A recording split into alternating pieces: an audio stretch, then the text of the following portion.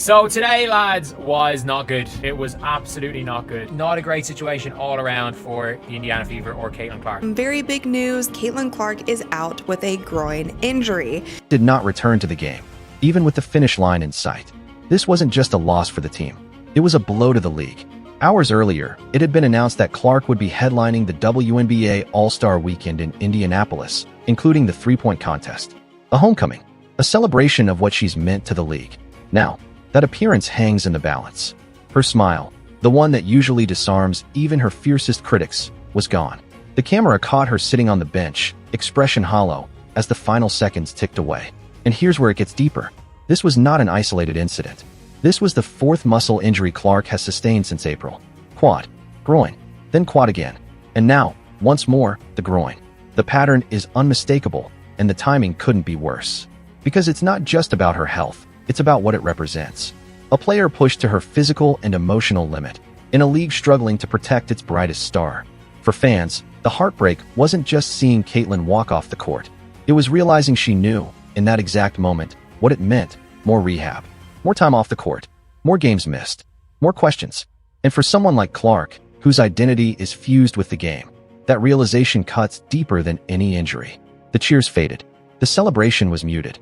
The Fever had won. But everyone watching knew, this night wasn't a victory. It was a warning. Something needs to change, or we may be witnessing the early breaking point of a generational talent. For Caitlin Clark, this isn't just basketball. It's a responsibility, a weight, a spotlight that never switches off. From the moment she entered the WNBA, Clark wasn't just a top draft pick. She was the product, the storyline, the future. Every city she visits sells out. Every highlight clip goes viral. Every quote is dissected. And in between all of that, she's trying to play elite basketball. But what no one sees, at least not fully, is the emotional gravity that comes with being the face of an entire league at 23 years old. This groin injury, the most recent in a string of recurring soft tissue issues, isn't just a physical concern. It's a window into the deeper toll this nonstop schedule is taking. Just last week, Caitlin spoke candidly to reporters about the psychological fatigue. It's honestly been hard. I'm not gonna lie to you. It's really hard to stop and go, especially when you're not feeling your best. Just trying to get my body as healthy as I can be and remain confident in myself. That quote isn't frustration. It's vulnerability. It's what happens when a player is stretched so thin between physical rehab, mental recovery, public expectations, and nonstop media attention that there's barely time to breathe, let alone heal. Think about this. She's the Rookie of the Year, a two-time All-Star, and now she's been asked to represent the players. Not in commercials, but in collective bargaining negotiations. She's not even in the Players Union. Yet because of her popularity and platform, Clark is being pulled into CBA meetings. Why? Because the league needs her. Desperately. And that's the core issue. It's not just that Caitlin Clark plays a heavy minutes load. It's that her presence is central to the WNBA's entire business strategy. When Clark gets injured, viewership drops. When she's not in a game, ticket resale prices fall. There's data behind all of this. She's an economic engine, a marketing icon, and a symbol of the league's current trajectory. That's a lot to carry, especially when your legs are already buckling. And yet, she never says no. That's the part fans often overlook. She's showing up, to rehab, to practice, to press conferences, to media day, to national commercials. And still, she wants to hoop. That's what makes this injury feel especially cruel. Because for all the lights and headlines, Clark's just a hooper. A pure one. A player who lives for the game. A player who can drop 30 or dish out 10 assists without breaking character. But that love for the game is being tested, not by competition, but by burnout. We've seen this pattern before. Derrick Rose, Zion Williamson, athletes whose physical promise clashed with the burdens placed on them too early. But what makes Caitlin's case unique is how much off-court pressure is attached. This isn't just about winning games. It's about carrying a league through a pivotal moment. Broadcast deals, labor talks, fan growth. All of it rides on her back. And it's not sustainable. What's most heartbreaking is that Clark knows this. You could see it on her face as she sat on the bench, towel over her head. It wasn't just pain. It was disappointment. Disappointment that she might be pulled away from the court again. That she'll spend more time in cold tubs than with her teammates. That her body just won't keep up with the weight she's being asked to carry. At some point, the people around her, team management, league officials, even her sponsors, will need to confront an uncomfortable truth. This is too much. No one player can be asked to perform this many roles, this consistently, at this level, without breaking. Because if Caitlin Clark breaks, physically or emotionally, it won't just be a loss for the Fever. It'll be a loss for the WNBA's future. There's a moment in nearly every Indiana Fever game this season where fans, analysts, and even opposing players have had to ask, how is Caitlin Clark still standing? Not because of the pace, not because of her shot volume, but because of the punishment.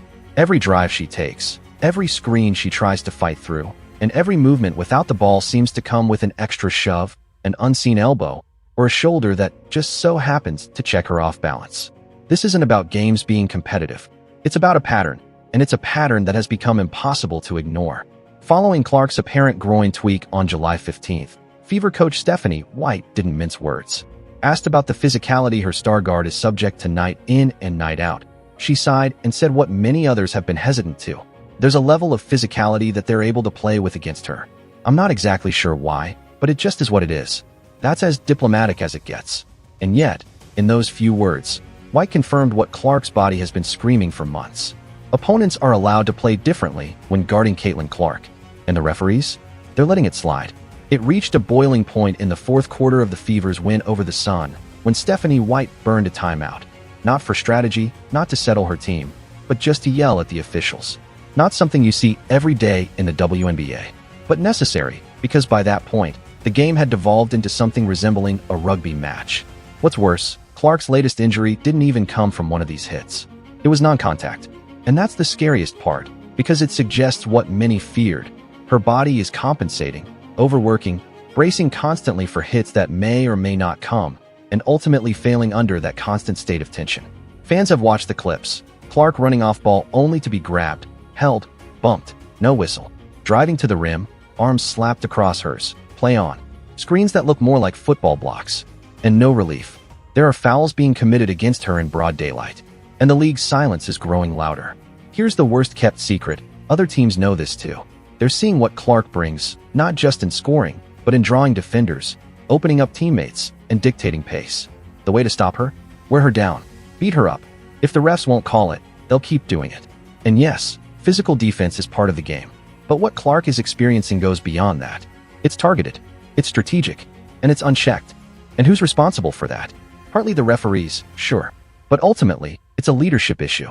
The WNBA has protocols. It has supervisors. It has a commissioner. And yet, nothing has changed. Kathy Engelbert, the league's commissioner, has largely dismissed officiating complaints. Her stance? Fans only bring up refs when their team loses. But the Fever have now won 3 straight, and their biggest star might be sidelined because no one stepped in to protect her. This isn't just about one injury. It's about cumulative damage. Groin, quad, groin again. These aren't flukes. They're part of a larger pattern of physical wear and tear exacerbated by non-calls and a refusal to enforce a consistent standard of play.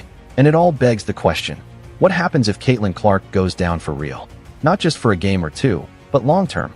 What happens if the constant abuse leads to a tear, not a tweak? What happens when the league's most marketable star is sitting in street clothes during a nationally televised playoff push? Because here's the truth, we're close to finding out. And unless the WNBA addresses the officiating crisis, unless it steps in and actually enforces fairness, it's only a matter of time. Caitlin Clark shouldn't have to play through abuse just to stay on the floor. And fans shouldn't have to hold their breath every time she takes a bump. This is a league-wide issue. And every game they let it slide is another inch closer to disaster. Caitlin Clark's injury isn't just a health scare. It's a symbolic breaking point. For her, for the Indiana Fever, and for the WNBA's leadership as it hurtles toward a historic labor confrontation. Behind the scenes, tension is brewing. The players' union is bracing for a potential lockout. A new collective bargaining agreement looms. And in the middle of it all stands Caitlin Clark, a rookie, a non-union member, and somehow, the league's last trump card. The truth is staggering. Caitlin Clark isn't even part of the WNBPA, and yet she's being brought into CBA strategy meetings. Why? Because she's the show. The reason for sold-out arenas, record-breaking ratings, and massive merchandise sales. She is the leverage, the living, breathing embodiment of what the league could become if it plays its cards right. And that's exactly why her injury cuts deeper than any pulled muscle ever could. When Clark went down on July 15th, it wasn't just a loss of All-Star Weekend buzz. It was a gut punch to the negotiating power the players were building. With the league already expecting contentious talks, Clark's momentum was their ace, a massive influx of attention, revenue, and bargaining power attached to her name. She was supposed to be the proof, Invest in US, and this is what happens. And now, with her potentially sidelined, that argument loses steam. Internally, that's causing anxiety. Clark wasn't just the league's breakout star. She was the players' hope, a generational talent who, even without being a union member, was willing to sit at the table and help reshape the business side of women's basketball. And yet, the league hasn't treated her like a partner. It's treated her like a resource. No one represents that disconnect more clearly than Commissioner Kathy Engelbert. To be blunt, Engelbert has lost trust among large portions of the WNBA's core. She's painted herself as the architect of the league's recent growth, often crediting expansion and visibility milestones without once mentioning the players driving that momentum, unless it's to mention two of them. Every time she brings up Caitlin Clark, she has to bring up Angel Reese. Every single time. As if acknowledging Clark alone would threaten her narrative of parity and league-controlled progress. This isn't about who deserves credit. It's about how the league protects and prioritizes its stars, or doesn't. Engelbert has refused to publicly condemn officiating inconsistencies. She's brushed aside concerns about Clark's physical treatment on the court, and she's failed to create an infrastructure that protects the players whose success is directly responsible for the league's growth. Worse still, some insiders believe Engelbert sees criticism of officiating as an attack on her leadership, not as a necessary accountability check. That's how you end up with a commissioner dismissing the rising chorus of fans and media demanding better protection for Clark. That's how you get to this moment, where the player who saved your ratings is sitting on the bench with a towel over her head, and your public response is silence. Make no mistake, this isn't just a Caitlin Clark problem. It's a structural problem, a leadership vacuum, and it's threatening to derail a golden era before it even begins. Because here's the truth. If this all-star game goes on without Clark, it will still draw numbers, but it won't be the moment it could have been. If the CBA negotiations proceed without Clark's health and safety being taken seriously, the players may find themselves negotiating from a weakened position. And if this league keeps failing to protect its stars, physically, emotionally, and politically, it will squander the greatest opportunity it's ever had to transform into a true force in global sports. Caitlin Clark has done her part. She's played through pain. She's absorbed the hits. She's spoken at the tables where others won't even get an invite. But she can't do it all alone. And if the league continues to rely on her while failing to support her, it won't just lose a player. It might lose the very future it's banking on. When Caitlin Clark limped off the court with a look of heartbreak across her face, the tremor wasn't limited to the Indiana Fever sideline. It rippled across the WNBA, through team front offices, broadcast studios, locker rooms, and fan bases nationwide. Because this moment wasn't just about a player tweaking her groin in the final minute of a win, it was a test of the entire ecosystem built around her. And right now, it's showing signs of collapse. Let's start with the Fever. This is a team that finally found its rhythm after a turbulent start. They've now won 3 straight games. Aaliyah Boston is reasserting her dominance inside. Kelsey Mitchell is knocking down shots. The bench is producing energy. And Caitlin, she's been the orchestrator. Her passing? Elite. Her vision? Next level. Her presence alone shifts the geometry of every defense they face. Even when she's not scoring, she's unlocking everyone else. She's the floor general who's made the Fever look like a team again. Now imagine her gone. Without Clark, the Fever don't just lose a scorer. They lose their system. They lose the tempo she controls, the gravity she draws, and the emotional pulse she provides. The defense tightens. The spacing shrinks. The flow vanishes. Even if the rest of the roster holds their own, Clark's absence reverts Indiana to the team that started the season 3-10, searching for identity, hoping something clicks. And that's just one team. Now widen the lens to the league. Caitlin Clark isn't just a rookie. She's a ratings phenomenon. When she plays, attendance spikes. National broadcasts see double, even triple, their normal viewership. Merchandise flies off shelves. Even opposing arenas chant her name. She has, single-handedly, elevated the WNBA's commercial relevance in ways no player has since maybe Diana Taurasi in her prime. And even that comparison doesn't fully capture the scale. So when she's injured, the league takes a hit. Broadcasters adjust their slates. Advertisers hesitate. Fans who were tuning in to see her might not stick around for anyone else. It's not fair to the rest of the league's talent. There are plenty of stars worth watching, but it's the economic reality right now. And then, there are the fans. Especially the young girls who show up in number 22 Fever jerseys. The ones who scream her name at airports. The ones who cry when they finally meet her. Clark isn't just a player to them. She's a symbol of what's possible. An icon. And when she breaks down on national television, towel over her head, visibly devastated, it feels personal. It's not just their favorite player getting hurt, it's a crack in the dream. That emotional resonance is what the WNBA can't afford to ignore. Because for all the corporate strategy and CBA talk and league expansion rhetoric, the WNBA is nothing without that emotional core. And Caitlin Clark is at the center of it right now. So where does the league go from here? Short term, it's likely Clark misses at least one game, the highly anticipated matchup against the defending champion New York Liberty. Beyond that, her All-Star Weekend status is in jeopardy. The event was supposed to be a coronation, Clark's triumphant arrival on the league's biggest stage, in front of her home crowd at Gainbridge Fieldhouse. Instead, fans may be left watching from their seats as their hero cheers from the sideline. Long term, that's murkier. Because if this injury cycle continues, Clark's availability becomes a persistent question mark. Her mental weariness grows, and eventually, the magic starts to fade, not because she isn't great, but because the system around her failed to preserve that greatness. This is the moment of truth, not just for Indiana, not just for Caitlin Clark, but for the WNBA as a whole. Will the league learn from this? Will it invest in better scheduling, training, officiating, and player protection?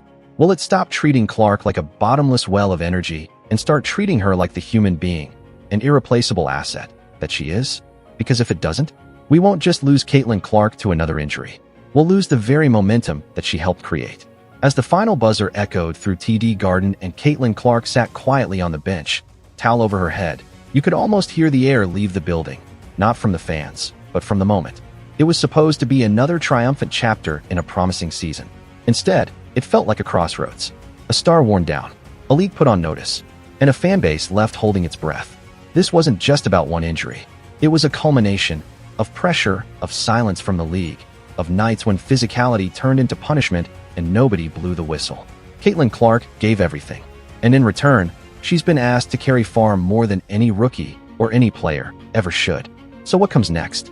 That depends not just on rehab reports or lineup decisions, but on whether the WNBA is truly ready to evolve, to protect its talent, to support its stars, and to ensure that the faces of its future aren't broken by the weight of its present. Because make no mistake, this is bigger than a groin strain. This is a warning shot, and the league, its fans, its media, and its leadership have to choose how they respond. Caitlin Clark will fight. She always has, but she shouldn't have to fight alone. If you like this and want to stay updated with WNBA-related news, deep dives, and behind-the-scenes stories that matter, hit that subscribe button and join us here at Her Hoops, where every voice, every play, and every player matters. Thanks for watching.